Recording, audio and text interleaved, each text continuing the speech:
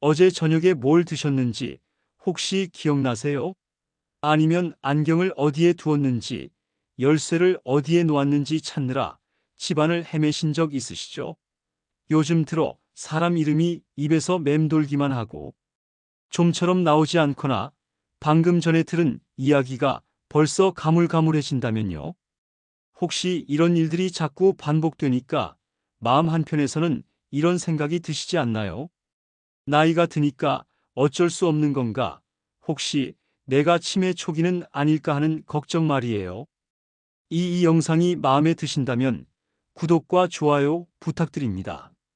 진심으로 여러분의 건강한 기억력을 되찾아 드리고 싶습니다. 실제로 제가 30년 넘게 신경과에서 환자분들을 만나면서 가장 많이 들은 말이 바로 이겁니다. 77세 김복순 할머님께서 진료실에 들어오시면서 첫마디로 하신 말씀이 지금도 기억에 서네요. 선생님, 저 치매 맞죠? 물건 놓은 데를 자꾸 까먹고 며느리가 뭐라고 했는지도 금세 잊어버려요. 이제 끝인가 봐요. 그때 할머님 얼굴에 떠오른 절망감을 보면서 참 마음이 아팠습니다. 그런데 놀라운 사실이 하나 있어요. 제 경험상 스스로 치매라고 생각해서 병원을 찾으신 분들 중에서 실제로 치매 진단을 받으신 분은 10명 중 2명 정도밖에 안 됩니다. 나머지 8분은 모두 다른 원인 때문에 기억력에 문제가 생긴 거였어요. 그 원인이 뭔지 아세요?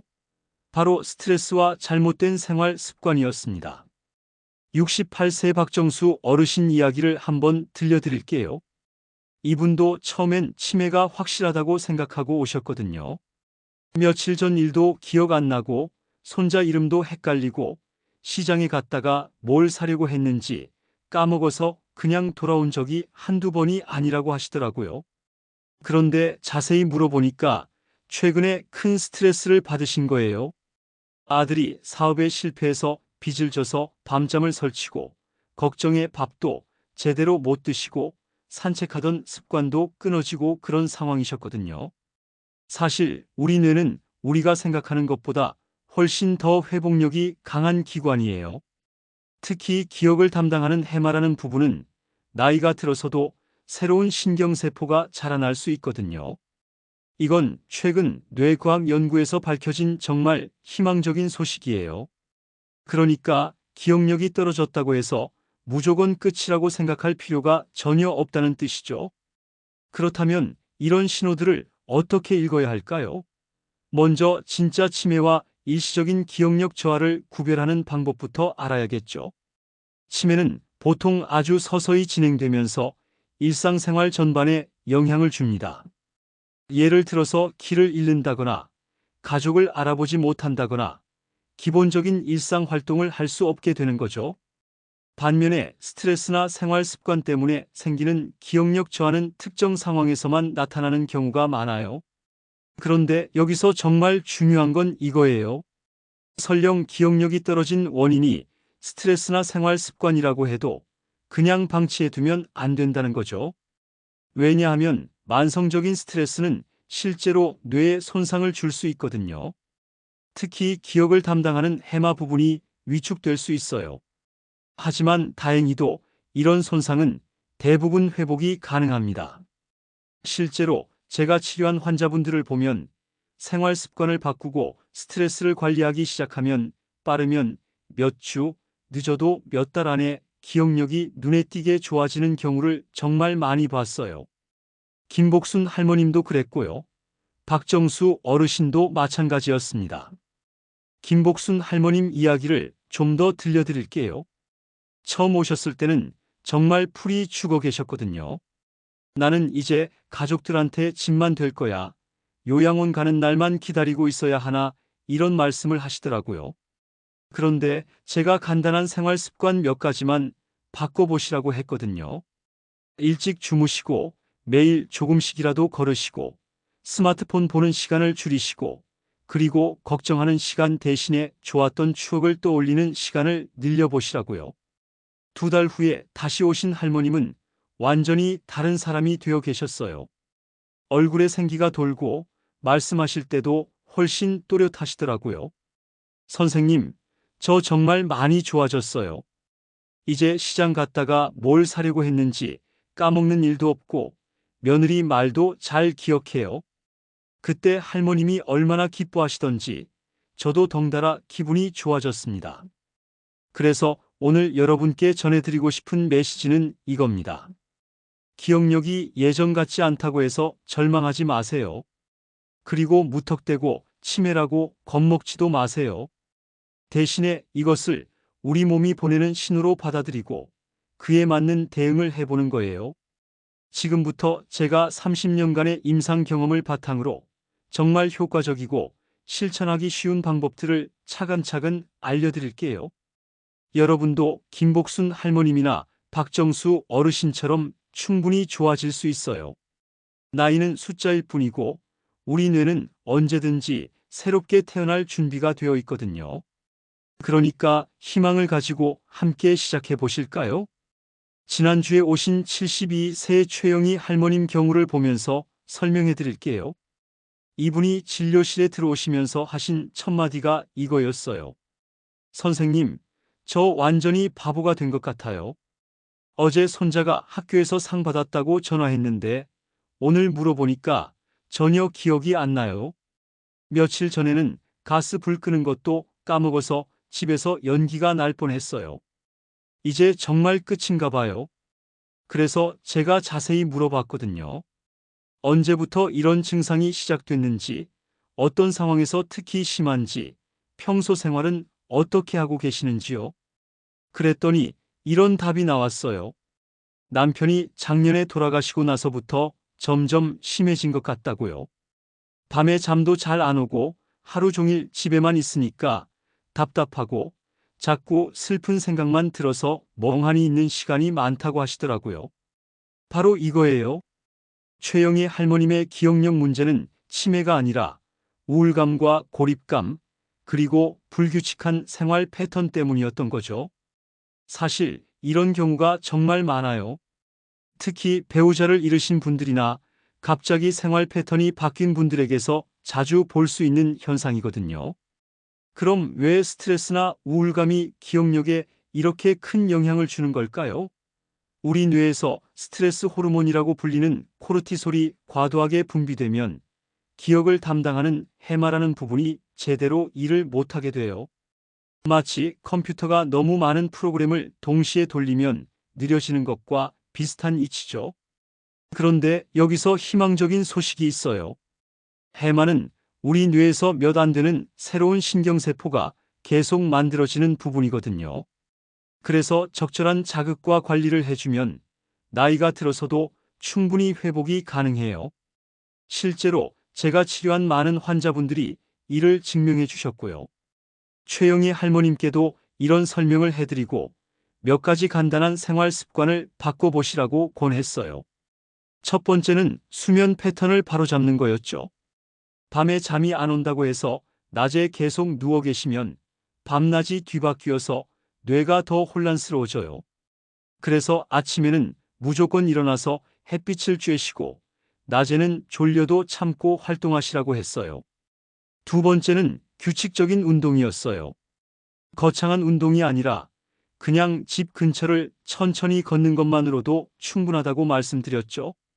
걷기 운동은 뇌로 가는 혈액순환을 좋게 하고 새로운 신경세포가 자라나는 것을 도와주거든요. 하루에 20분에서 30분 정도면 충분해요. 세 번째는 사회적 접촉을 늘리는 거였어요. 혼자 계시는 시간이 너무 길면 뇌 자극이 부족해져서 기능이 떨어질 수 있어요. 그래서 동네 경로당이라도 가셔서 다른 분들과 이야기를 나누시라고 권했죠. 그로부터 2달 후에 다시 오신 최영희 할머님은 정말 많이 달라져 계셨어요. 얼굴 표정부터가 밝아지셨고 말씀하실 때도 훨씬 또렷하시더라고요. 선생님, 정말 신기해요. 요즘은 손자 이야기도 잘 기억하고 어제 뭘 했는지도 다 기억나요. 경로당에서 친구들도 생겼고 밤에도 잘 잘 수 있어요. 이런 변화를 보면서 제가 확신하게 된 게 있어요. 기억력은 단순히 나이의 문제가 아니라 우리가 어떻게 생활하느냐의 문제라는 거죠. 그래서 올바른 생활 습관을 갖는 것이 정말 중요해요. 먼저 잠자리부터 이야기해 볼게요. 잠을 잘 자는 것이 기억력에 얼마나 중요한지 아세요? 우리가 잠들어 있는 동안 뇌에서는 하루 동안 쌓인 불필요한 정보들을 정리하고 중요한 기억들을 장기 기억으로 옮기는 작업을 해요. 그래서 잘 못 주무시면 이런 정리 작업이 제대로 안 되는 거죠. 69세 이정호 어르신 같은 경우도 그랬어요. 이분이 처음 오셨을 때 가장 힘들어하신 게 바로 수면 문제였거든요. 새벽 2시, 3시까지 잠이 안 와서 텔레비전을 보거나 스마트폰을 만지작거리시다가 아침에는 피곤해서 늦게 일어나시고 그러다 보니 낮에 졸려서 또 낮잠을 자시고 이런 악순환이 계속 되풀이되고 있었어요. 그래서 제가 이정호 어르신께 권한 수면 루틴이 있어요. 밤 9시 이후에는 스마트폰이나 텔레비전을 보지 마시라고 했어요. 화면에서 나오는 파란 빛이 우리 뇌를 각성시켜서 잠이 안 오거든요. 대신 책을 읽거나 라디오를 들으시라고 했죠. 그리고 잠자리에 들기 1시간 전에는 따뜻한 물로 샤워를 하시거나 족욕을 하시라고 했어요. 체온이 살짝 올라갔다가 내려가면서 자연스럽게 졸음이 오거든요. 침실 온도도 조금 서늘하게 유지하시고요. 가장 중요한 건 기상 시간을 일정하게 맞추는 거였어요. 밤에 잠이 안 왔더라도 아침에는 무조건 7시에 일어나시라고 했거든요. 그리고 일어나자마자 커튼을 활짝 열어서 햇빛을 쬐시라고요. 우리 몸의 생체 리듬을 맞추는데 햇빛만 한계 없어요. 한 달 정도 지나니까 이정호 어르신이 밤에 잠을 잘 주무시게 되셨고, 그러니까 낮에도 머리가 맑아지면서 기억력이 눈에 띄게 좋아지셨어요. 수면 패턴 하나만 바꿨는데도 이렇게 달라질 수 있다는 걸 보여주신 좋은 사례죠. 다음으로 중요한 건 바로 운동이에요. 많은 분들이 나이 들면 운동하기 힘들다고 생각하시는데 사실 걷기만 해도 뇌에는 엄청난 도움이 돼요. 걸을 때 다리 근육이 수축하면서 뇌로 가는 혈액순환이 좋아지거든요. 그리고 걷기 운동을 규칙적으로 하면 뇌에서 새로운 신경세포가 자라나는 것을 도와주는 단백질이 분비돼요. 특히 자연 속에서 걷는 게 더 좋아요. 나무와 풀, 꽃을 보면서 걷다 보면 스트레스 호르몬이 줄어들고 기분도 좋아지거든요. 하루에 20분에서 30분 정도만 걸어도 충분해요. 너무 빨리 걸으려고 하지 마시고 편안한 속도로 주변 풍경을 즐기면서 걸으시면 돼요. 그리고 식사도 정말 중요해요. 우리 뇌는 몸무게의 2%밖에 안 되지만 전체 에너지의 20%를 사용하는 기관이거든요. 그래서 좋은 영양소를 공급해 주는 게 기억력 유지에 필수예요. 특히 등 푸른 생선에 들어있는 오메가3 지방산이 뇌 건강에 아주 좋아요. 고등어, 꽁치, 정어리 같은 생선들이죠. 일주일에 2~3번 정도는 이런 생선을 드시는 게 좋아요. 견과류도 좋고요. 호두, 아몬드, 땅콩 같은 견과류에는 뇌 기능을 도와주는 비타민 E와 좋은 지방이 많이 들어있어요. 반대로 피하셔야 할 음식들도 있어요. 너무 단 음식이나 기름진 음식을 많이 드시면 뇌 혈관에 좋지 않아요. 특히 트랜스 지방이 들어있는 과자나 튀긴 음식들은 될 수 있으면 피하시는 게 좋겠어요. 물도 충분히 드셔야 해요. 우리 뇌의 80%는 물로 이루어져 있거든요. 수분이 부족하면 집중력이 떨어지고 기억력도 나빠져요. 하루에 8잔 정도는 드시려고 노력해 보세요. 마지막으로 뇌 훈련에 대해서 말씀드릴게요. 우리 몸에 근육을 쓰지 않으면 약해지는 것처럼 뇌도 자극을 주지 않으면 기능이 떨어져요. 그래서 평소에 뇌를 활발하게 사용하는 습관을 기르는 게 중요해요. 독서가 가장 좋은 뇌 운동 중 하나예요. 책을 읽으면서 내용을 이해하고 기억하려고 노력하는 과정에서 뇌의 여러 부분이 동시에 활성화되거든요. 어려운 책을 읽을 필요는 없어요. 신문이나 잡지, 소설책 뭐든 괜찮아요. 퍼즐이나 십자말풀이 같은 게임들도 도움이 돼요. 숫자 퍼즐인 스도쿠나 간단한 계산 문제를 푸는 것도 좋고요. 요즘은 스마트폰 앱으로도 다양한 두뇌 게임들이 나와 있으니까 활용해 보세요. 새로운 것을 배우는 것도 아주 좋아요. 악기를 배우거나 외국어를 배우거나 새로운 요리법을 익히거나 이런 활동들이 모두 뇌에 새로운 자극을 주거든요. 나이가 들었다고 해서 새로운 걸 배울 수 없는 건 아니에요. 오히려 배우는 과정에서 뇌가 더 활발해져요. 사람들과의 대화도 중요한 뇌 운동이에요. 상대방의 말을 듣고 이해하고 거기에 맞는 대답을 생각해서 말하는 과정에서 뇌의 여러 부분이 함께 작동하거든요. 그래서 가족이나 친구들과 대화하는 시간을 늘리시거나 동네 경로당 같은 곳에서 다른 분들과 어울리시는 것도 좋은 방법이에요. 지금까지 기억력을 되살리는 여러 가지 방법들에 대해서 말씀드렸는데요. 혹시 너무 많아서 어디서부터 시작해야 할지 막막하게 느껴지시나요? 그럴 수 있어요. 저도 환자분들을 상담하다 보면 이런 말씀을 많이 들어요. 선생님 말씀은 다 맞는 것 같은데 한꺼번에 다 하기는 어려울 것 같아요. 그래서 제가 항상 환자분들께 드리는 조언이 있어요. 하루아침에 모든 걸 바꾸려고 하지 마시고 하나씩 천천히 시작해 보세요. 작은 변화가 쌓이면 큰 변화가 된다는 거 정말 많은 분들이 경험으로 증명해 주셨거든요. 70세 정미자 할머님 이야기를 해드릴게요. 이분이 처음에 오셨을 때는 정말 의욕이 없으셨어요. 뭘 해봐야 소용없을 것 같다고 이 나이에 뭐가 달라지겠냐고 하시더라고요. 그래서 제가 말씀드렸어요. 할머님, 그럼 딱 하나만 해보세요. 매일 아침에 일어나서 동네를 한 바퀴만 돌아보세요. 딱 10분만요. 처음엔 귀찮아하시더니 일주일 정도 지나니까 조금씩 재미를 느끼시더라고요. 아, 우리 동네에 이런 꽃이 피어 있었구나. 저 집에서는 강아지를 키우는구나. 이런 것들을 발견하시면서 걷는 시간이 점점 즐거워지신 거죠. 한 달 후에 오신 정미자 할머님이 하신 말씀이 지금도 기억에 생생해요. 선생님, 신기해요.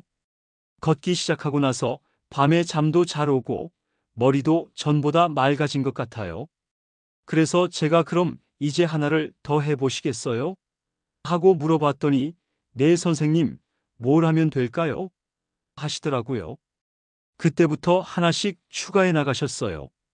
걷기에 익숙해지시니까 수면 시간을 규칙적으로 맞추기 시작하시고 그 다음엔 매일 신문 읽는 시간을 정해놓고 읽으시고 그러다가 동네 경로당에도 나가시게 되고요. 6개월 후에는 완전히 다른 사람이 되어 계셨어요. 그래서 여러분께도 말씀드리고 싶어요.